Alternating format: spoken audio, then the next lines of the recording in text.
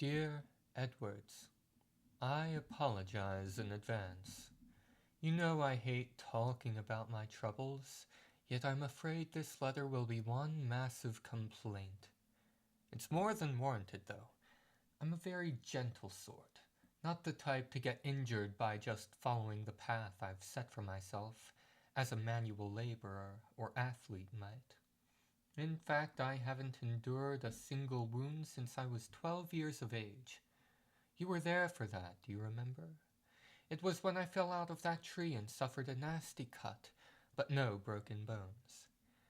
I regret to inform you that I have shattered a bone for the first and likely last time in my life. It was late at night when I was on my way home from the office. Another messy divorce. My current task was keeping the hopefully Miss Jacqueline Beauregard from revealing the evidence that we have of her husband's infidelity, but she simply cannot stop rising to his provocations. Good heavens, even now I can't get them out of my mind.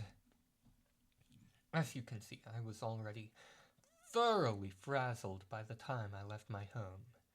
I walked, as always, since I believed there would be naught to be desired from an overworked lawyer in a rumpled suit. What would a robber want from me? A stack of papers which one must have a strong stomach to even read? I was such a fool.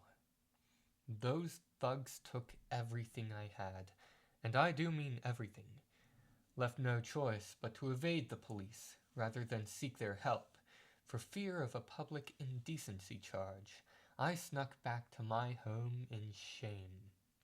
Wouldn't be the first time in my neighborhood that a naked man sent a hefty rock crashing through a window, but it would be the first time that it was done so for an honorable purpose. Creeping through the window, well, I sliced up my foot. Severely. I had to use my favorite bedsheets as a bandage due to a lack of serviceable medical supplies within my home. No injuries and all that. Well, Edwards, the whole damned affair was playing havoc upon my mind, and in a whirlwind of fear and fury I lashed out.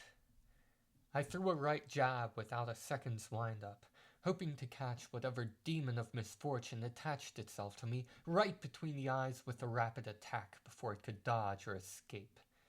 Instead of a demon, I caught a doorframe. Given the result, you would have expected a loathsome crunch, but there was only the percussive sound of wood being struck. Funny, isn't it? These stories lied, or at least made honest mistakes about how loud the noise of a bone being snapped really is. Many bones snapping at once might be more effective at achieving the desired wet and nerve-chilling sound. I digress.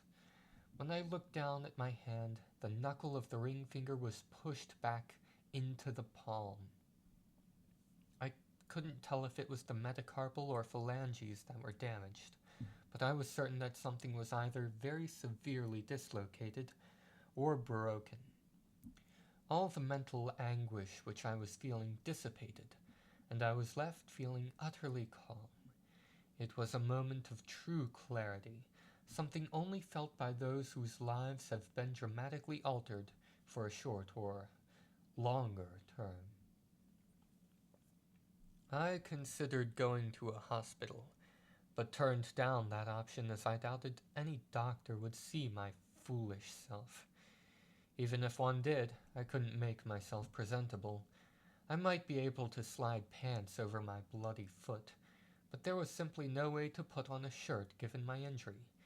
This meant that any prospective hospital would encounter a shirtless man with blood-stained trousers and a broken hand, and simply turn him away or hand him over to police. That's common sense for you, Edwards. Anyways, there's nothing to be done tonight, so I sat down to attempt penning this letter as a record of what happened.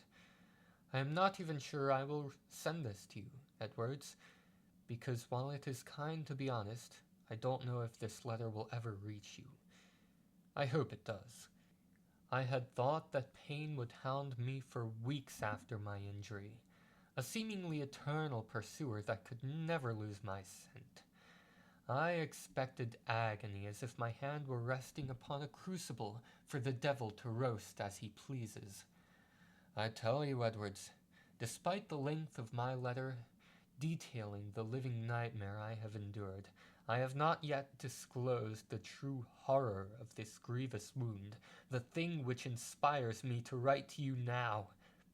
Tonight, I feel no pain. None whatsoever.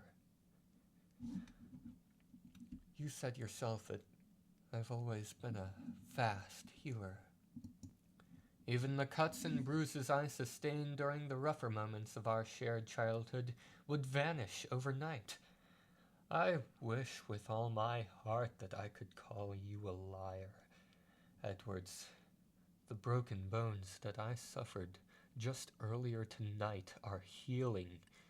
No doctor has set them, yet the bones are regrowing. Edwards, they are growing in the wrong directions. Investigator's note. This letter was found inside the residence of a small-time lawyer who shall remain unnamed.